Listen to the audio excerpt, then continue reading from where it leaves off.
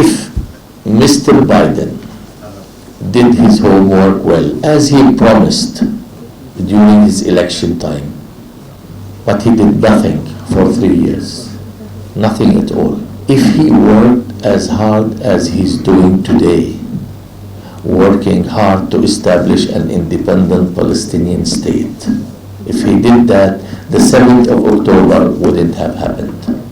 The claim of the Jewish or the Israeli that Palestine, we lived there 2,000 years ago and then we had the right. Yes, they lived with us for 2,000 years ago, that's true. But they lived with us, not we lived with them. We were there before them, not they came and lived with us. That happens always. People can come and live with you from other nations, from other religions, it's fine, there's no problem.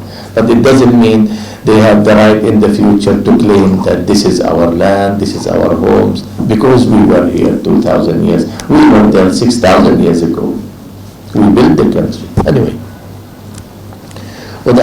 what my meaning is that see how the power are able to change history and always able to reflect realities on the ground because they are powerful and they can impose their policy on the weak, and that's what exactly happened to the Palestinian. Unfortunately, we live in a world where always like that. Power are always respected. You're always respected when you're powerful, and when you're weak, the people will feel always pity about you, sympathy with you. But that doesn't help. That's why Israel was crazy after the 7th of October. Completely crazy. Because new facts and new realities rose up. One of those facts that since the establishment of this state, Israel always wanted the Arab world and the rest of the world to believe that this country existed to stay forever because no one can defeat our army and no one can defeat our system. The 7th of October changed these realities. The other thing, due to the security issue of Israel, I believe most of the world, many countries of the world, they learn from the Israeli how to maintain a good security. They buy even equipment from the Israeli for the security purposes and so on. After the 7th of October, the idea has changed. No, if you cannot protect your own, how can you protect us?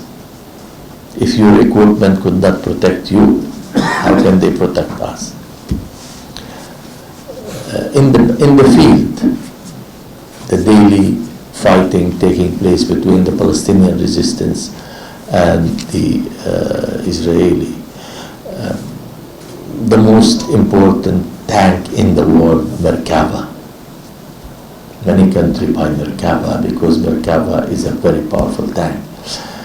And then they discover that the anti-missiles fired against the Merkava is homemade, tunnel-made actually, by a small group with no sophisticated equipment. They were able to destroy or at least spoil this Merkava. So this is also related to security and the power that Israel has shown. In the 7th of October, as you all remember, there was about between 1,000 to 1,200 people from the resistance who were able to invade a territory about 30 kilometers away from Gaza Strip.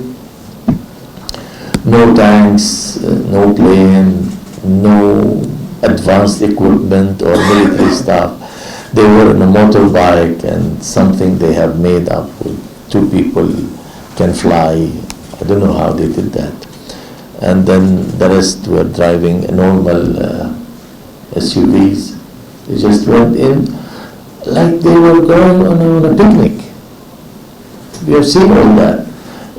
They only had the AK-47 and pistols and few grenades, and they were able to invade and control 11 military posts, kill at least 400 or 500 people, soldiers, and occupy cities, villages, kibbutz for 6 to 8 hours.